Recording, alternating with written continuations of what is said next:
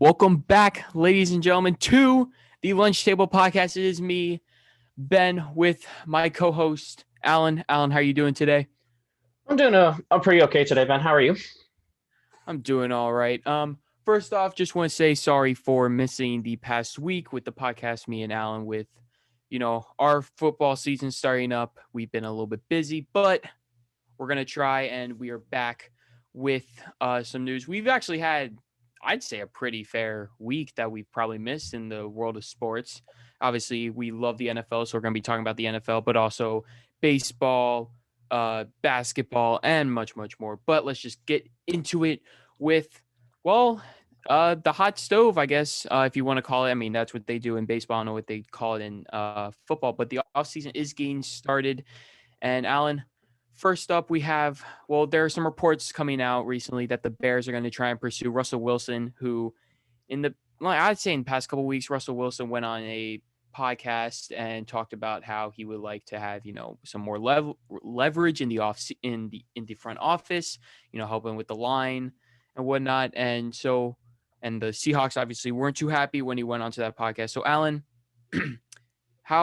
what is your reaction to Russell Wilson and the trade rumors, and especially the Bears reportedly going to try and pursue him very heavily? Well, it makes sense for the Bears. Like, the Bears have had no good QB in forever. So, of course, I just suspect any team that needs a quarterback to go after Wilson. I don't know why Russell Wilson would want to go to the Bears, though. They don't have better receivers. They have a better defense, and they probably have around the same line. So I'm like, maybe going there for right. You're not going to have DK Metcalf and Tyler Lockett when you go to the Bears. You might have Allen Robinson. Yeah, Maybe. but I guess does the offer, if the Bears kind of went to Russell and said, "Hey, look, we'll trade for you. We're willing to give a lot for you, but at the same time, we'll also you'll get front office, stuff. You'll be, one of our first players to talk to when it comes to free agents. If you want But it makes no somebody." sense for the Seahawks. Like, the Seahawks, there is nothing they could get that'd be worth it. Like, even if the Bears gave 3 first-round picks, Mm-hmm.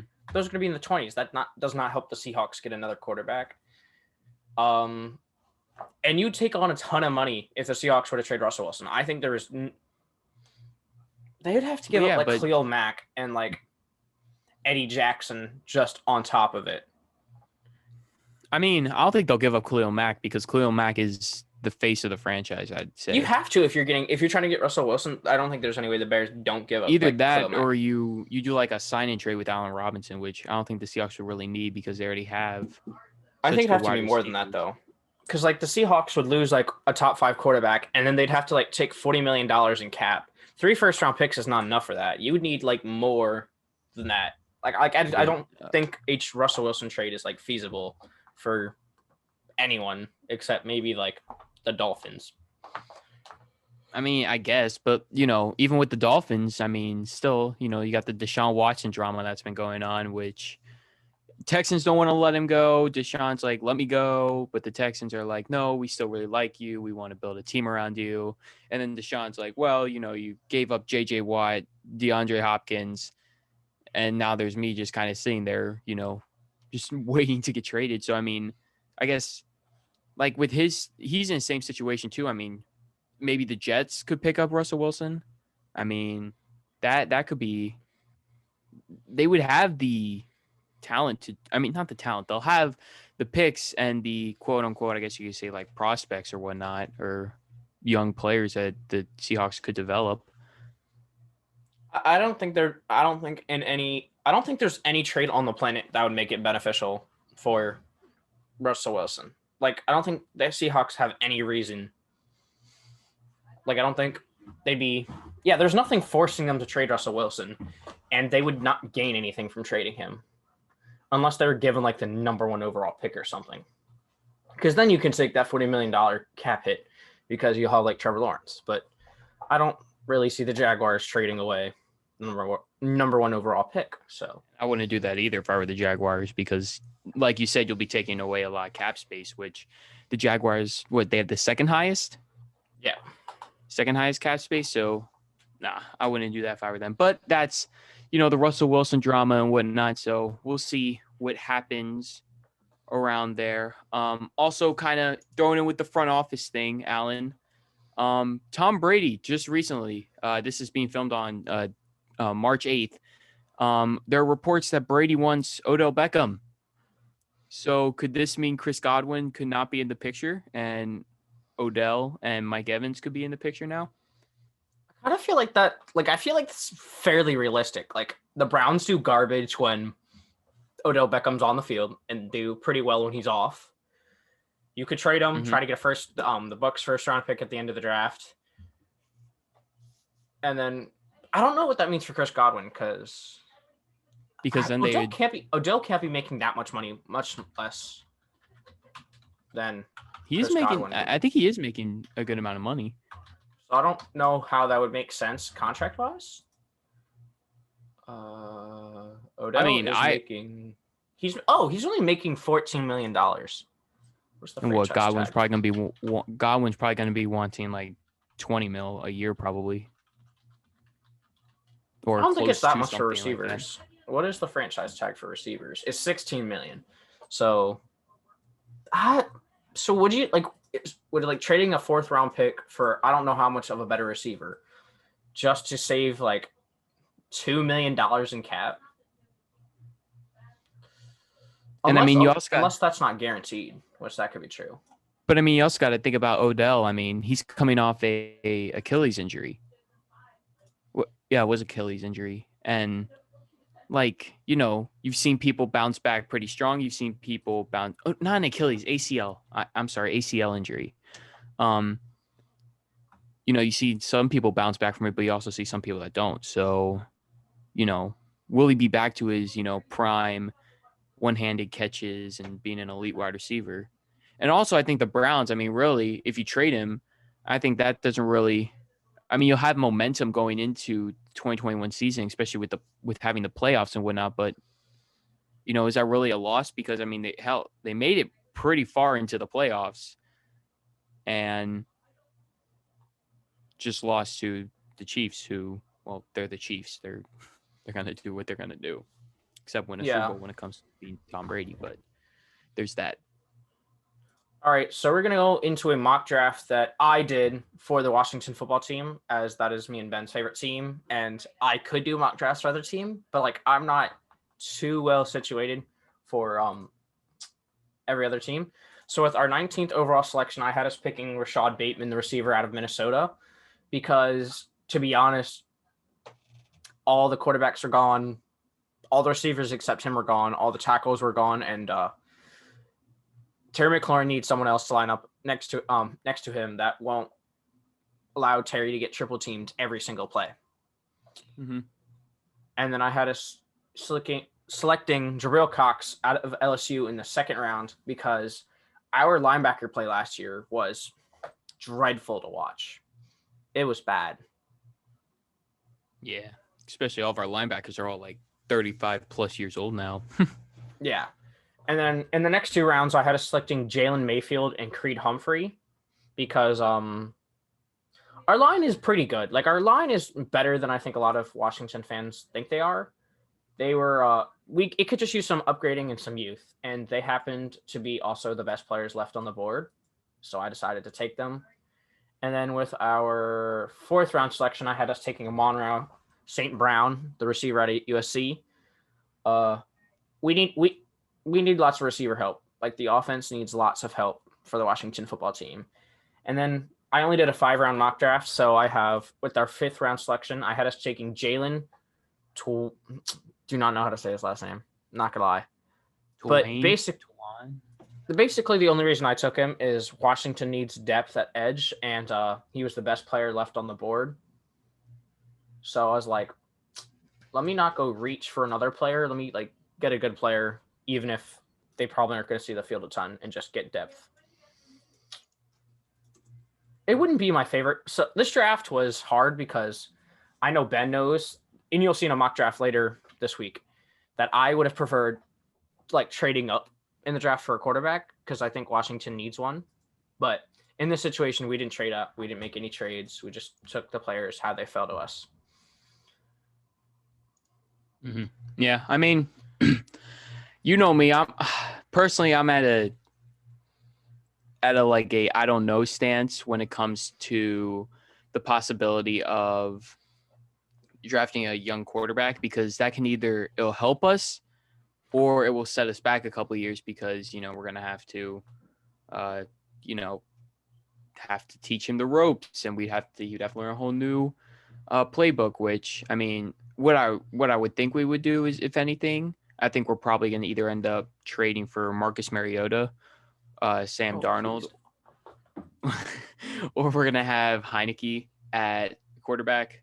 I All mean, of if those are bad Heineke, options. Like, all of those are horrible. okay, well then what? We're going to try and convince Jameis Winston you really want a 30 for 30 on our team? Yes, absolutely. Ben, I there don't is know. no way you're telling me Jameis is not at least 3 times better than Alex Smith was last season. No, I'm not saying. Well, no, because here's my issue. This is our biggest issue that we had as for me as a Washington fan. Our offense would go out.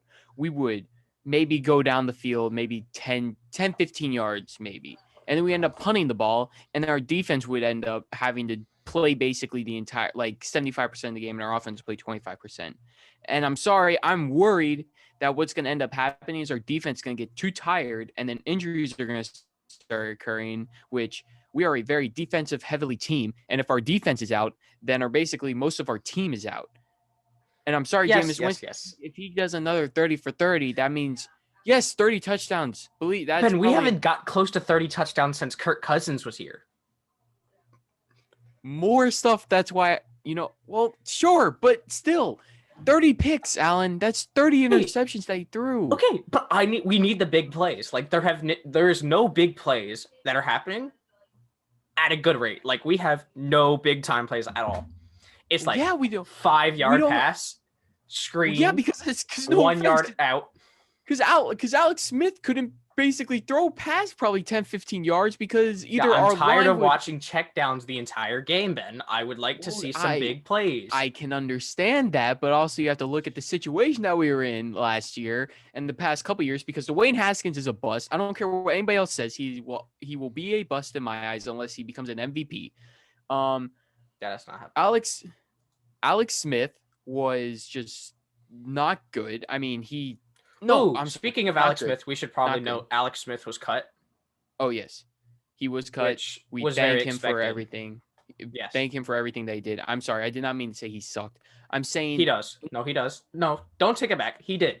Let's not No, sugarcoat it. Alex Smith was played pretty bad. No, I'm going to say he did a very good job for the situation that he was in. He came after basically almost losing the entire. Yes. He came back basically losing almost losing his leg. He came in, he switched our team around, and he really helped us to go make the playoffs, which was amazing to see.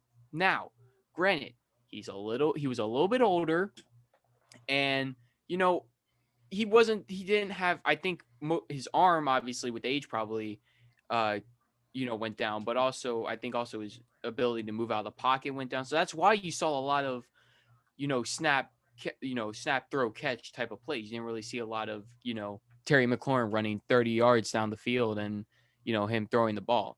So I think that's just it was a situation that he was put in.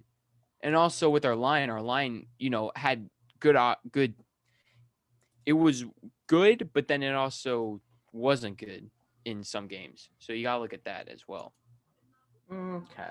Yeah, I'll give you that. But like, Jameis would be exciting. Yes, Jameis would be exciting. No, I'm not saying I want Jameis. I am not at all saying I want Jameis. I want us to trade for a quarterback in the draft. Of course. So that's my opinion. Yeah. Yes, but that can also set us back. Ben, quarterbacks are expensive. If we draft a quarterback if we trade up to the 3rd overall pick, he's going to cost so much less than even like bringing in Jameis or like Mariota.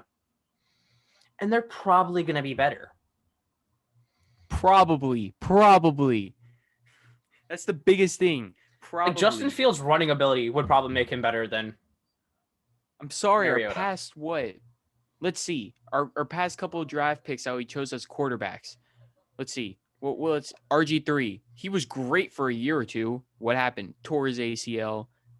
was not the same guy Kirk that he was Cousins was a before. fantastic pick. What are you talking about? I'm talking about wasting a first-round pick. Okay. First round pick, first round pick. If we get the Dwayne quarterback, it Haskins- doesn't matter. Granted, you can make the excuse that he had to play for 3 different coaches and whatnot, but Ron Rivera gave him a chance. He blew that chance. And Give him a big chance. But yeah, and he was doing stupid things they probably shouldn't have done. But that's just moving on. Also with Washington news, probably some big news coming out. Washington will no longer have a cheerleading team. They will have a co-ed dance team. I am assuming this is probably coming after, obviously, a lot of the was it sexual assault or harassment charges? I think it was both. That they were looking into, that some cheerleaders have filed against the Washington football team. So cool to see that they're moving on, I guess. I think the cheerleading team was 30. It's been with Washington for 35 years. So, but it would be cool, I think, to see some co-ed dancing. I think it's more of like an attack back against the cheerleaders, right? The cheerleaders are speaking up about like abuse, and then they're like, "All right, just less of you in the building." I think Washington's trying to say, "Look, we're trying to make a change. We're taking away our cheerleading squad." Yeah, but that's like, okay, we did a bad thing, so let's take away the people that we hurt instead of like actually fixing the people and attacking the owner who's bad. Everyone knows something, or like the force high investors that are in there. Force Dan Snyder to sell the team. Yeah.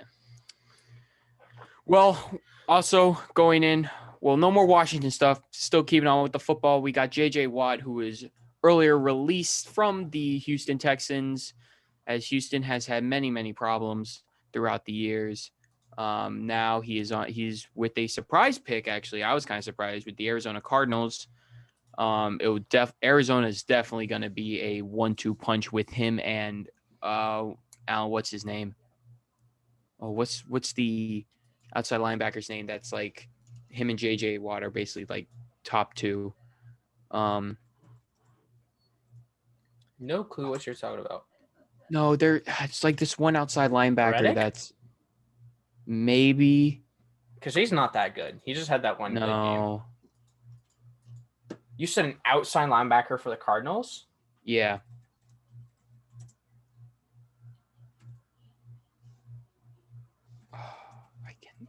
I'm blanking.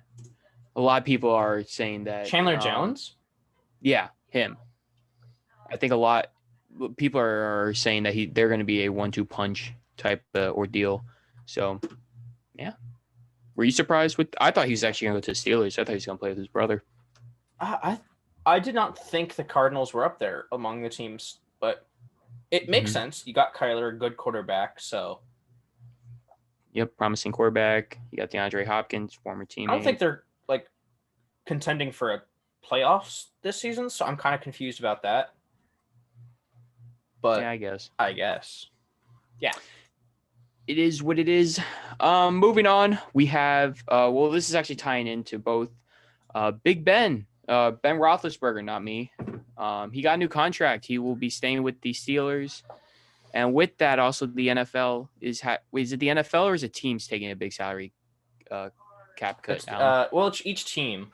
All the the entire every team's salary cap is shrinking this season to 180. I think they're still focusing on a number, but I think its lowest will be $185 million. Oh wow. Yeah. Well, if you're a Saints fan, the reason why I said that, if you don't know, the Saints are like negative $80 or $90 million under the salary cut cap. Yeah, so that's go New Orleans. I have no clue. The Big Ben contract is bad. Big Ben wasn't good last year. Why do they bring him back again? Because they don't have a high enough draft pick to draft a quarterback, and they probably don't want to trade away anybody. And Kyle Trask could probably do as good as that. They might actually end up taking a quarterback in the second or third round, Alan. They probably will. I hope so, for at least Steelers fans. Or they're gonna have what's his name? What's the guy that got hit in the head with the helmet? What was Rudolph. Mason Rudolph. Yeah. Mason Rudolph, the best quarterback. All right, we're gonna move on to our what's going on around sports. MLB NBA and some college basketball news starting. So we got Major League Baseball, and ladies and gentlemen, baseball is back. Baseball is back with spring training already underway. It's about halfway in, and the hometown Baltimore Orioles, well, they're trying. They haven't been doing too well. Their pitching's been a little off, but there is some promising prospects that have been showing around. Yusniel Diaz, some pitching like Keegan Allen, John Means, who's already in the major leagues, but it's good to see him back. Also, we have some former faces, Matt Harvey and King Felix. King Felix, I don't think his first name's King. I'm blanking on his first name. I apologize. He actually showed Felix Hernandez. That's his name, Felix Hernandez. He is a he showed some promising the other day. He still has to work some of the cutouts, but that's spring training baseball. Matt Harvey, well, not too well, to be honest with you, but that's the Orioles. But overall in the Major League Baseball, it's great to see we have a young Japanese star, Shohei Otani, who's been in the league for about 3 years now, but has had some injuries across the way. He is a pitching and hitting dual threat. So hitting wise, he's just hitting moonshots. Pitching wise, I think he went up to almost 100 miles per hour, which is insane, especially coming off Tommy John. So that's pretty crazy. The Yankees, Cardinals, the Astros, all the big teams, Dodgers, they're all showing off their players and whatnot. And players are getting, pitchers are getting about 2 innings worth, and hitters are about getting, I'd say probably about 2 at-bats per game. So basically, MLB baseball is back, and it's great to see, especially with the fans in the stands, I'm super excited to go back to a baseball game because I miss it. But yeah, that's pretty much been baseball. Just so everybody knows, opening day is April 1st. So it's April Fool's Day. Hopefully MLB does not throw a curveball and says everybody has COVID, so they're delaying the season. That would suck tremendously. Kind of moving on to the NBA, we had the halfway point, the All-Star game. Alan, you want to talk about the All-Star game? Best part of the basketball season is when I pay attention after the All-Star break. I'm ready to actually watch basketball now. Giannis won the Kobe Bryant MVP award for the All-Star game. Team LeBron wins again. I haven't actually got the time to check out the highlights, but I'll probably do that after this. But I know LeBron did get to finally play with Curry this time. Yes. And I know he had assist to like a really deep 3 to Curry. That's like the one play I've seen the entire game. And LeBron is 4-0 as a captain of an all-star team, which is GM LeBron. It's pretty impressive. Bandwagon Allen right there. Also with Giannis, he went 16 for 16 on the field. So that's pretty cool. Steph Curry and Damian Lillard had a little half-court shot show off. But yeah, I mean, also with the moving on with the NBA news, Blake Griffin is no longer a Detroit Piston. If you guys don't know Blake Griffin, he used to throw down dunks left and right. And, he got traded to Detroit, and, well, he wasn't happy. So Detroit let him go. And, of course, the first team that he thinks of is the Nets. And the Nets, well, all I'm saying, you have Kevin Durant, Kyrie Irving, James Harden, and now Blake Griffin. If you do not win the finals, you have made a bust. That's my opinion. I know Alan's a big Lakers fan, and he's probably going to say LeBron's going to, end up pulling it out or something like that. But no. I just want to point out, every time LeBron wins a championship, people got to go form a super team the year after. Just saying it. That's true. He beat the Warriors. Yeah. They brought KD. He won with the Lakers. The Nets formed. Just saying. They got to form a super team to stop LeBron at 36 years old. And I'm going to say something.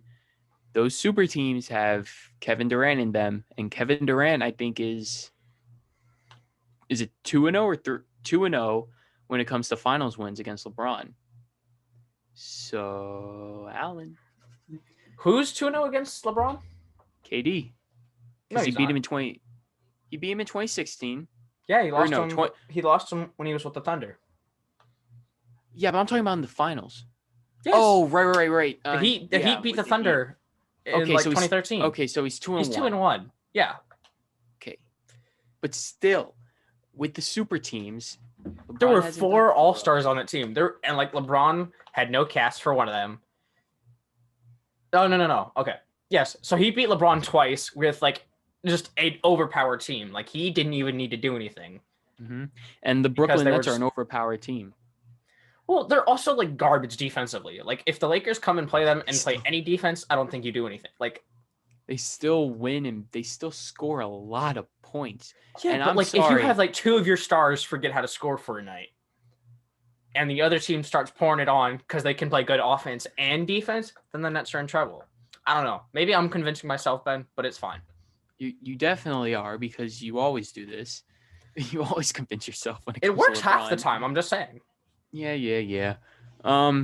Also moving on to college basketball. March Madness is about to start. This is actually the one time I'll actually pay attention to college basketball because it's always interesting because, well, it's March Madness and everybody likes to see a good game. March Madness, the schedules and dates have been out, but the selection day is this Sunday. So everybody, once those are in, make your brackets. It is going to be fun. All right, before we end the show, we have my favorite time of the day. We have Ask Alan. So yeah, we have some questions for Alan. Because well, if anybody remembers Alan, his thinking style is very Alan-like thinking. He's So just trying to insult me and be nice. Go ahead, ask your questions. Yeah. All right, so we got 4 questions for you, Alan. So number 1. With MLB, announcing, fans are allowed to get back. Astros players obviously are still getting booed, and also fans are getting booed. Good. Do you think you're okay with that? I mean, they were the team that cheated, right? Cheated in one World Series. Yeah, go ahead.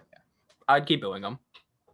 All right, I'm still with you because I'm all I'm saying is if they come to Camden Yards, I'm gonna bring a trash can, and I'm going to bang that trash can. All right, so Alan, we're gonna come in with an all-time story. Okay, so FIBA, who I believe is a international basketball league, suspended DJ Cooper after using a female friend's urine sample during a drug test. Now, the results actually came back positive for pregnancy. Probably should have checked which friend he was using. So, would you ever, I guess, well, what would you do if you came back, if you saw that your friend is I'm just pregnant? saying, imagine your friend didn't know they were pregnant yet, and this is how they found out. That's probably bad. That probably feels awful. Just imagine what the gender reveal party would be. Anyway, moving on. The NHL is still having COVID problems, though they have, they're starting to act more, or players aren't starting to get COVID, and coaches as well, which is nice. Alan, do you have any really reaction to, I guess, the NHL still having some COVID problems? It seems like they struggled for a long time with it. I know the NFL had like 2 big events, like it was the Ravens thing where they had to like move an entire game. Mm-hmm. And the NBA hasn't, as far as I know, really had much of an issue. They had one before the All-Star game, Joel Embiid and Ben Simmons. Well, I don't care about the Sixers. That's fine. Oh, well, if anybody doesn't know, Joel Embiid and Ben Simmons, they came in close contact with a barber who knew another friend who had COVID, so they were considered close contact, so they did not play in the All-Star game or participate in any of the events. Also, 2 last questions for you. The Overtime, who is they do social media and whatnot, they are announcing that they're going to have their own high school professional league. Now, players will be able to get paid, but here's the catch. Players would have to forfeit their ability to play in high school. So, for instance, let's say you're a star high school basketball player. Oh, is it for basketball or is it for football? Yeah, for basketball. So this is only for basketball. You would have to forfeit your eligibility to play for the team that you were part of. So like in high school, you'd have to say, hey, I'm not going to play for our high school. And you'd have to move on. You would play in this league. This league, I believe, is from ages 16 to 18. And I believe also, depending on the college, and obviously you've seen how the rules will develop throughout the time, because obviously, people are trying to let college players get paid for, which I'm totally on board with. I think they should.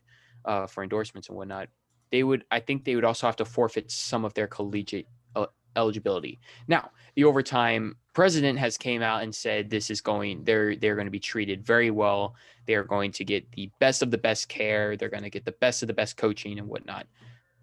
Are you okay with this, Alan? Or are you kind of, right? I am big. That sounds awesome for the players. It sounds like each player is going to get paid $100K per year, which that's insane. Like For almost 16, for 16-year-old, you're getting that already. I think you'd have to be some of the top prospects, so they're not just giving it to like any random kid. No. You would have to be like I think they're saying top 30 prospects and stuff. Yeah, I think it's an excellent idea from like the quick article I just read. It said they have Carmelo Anthony serving on one of their boards, which huge. I just hope the NBA sees this and maybe some other leagues start like that. And the NBA can maybe lower their age back to 18, because it does sound like there'd be a lot of risk of like messing up with the NCAA and not having college eligibility. So you don't necessarily want those players to just sit there on the street for a year before they can declare.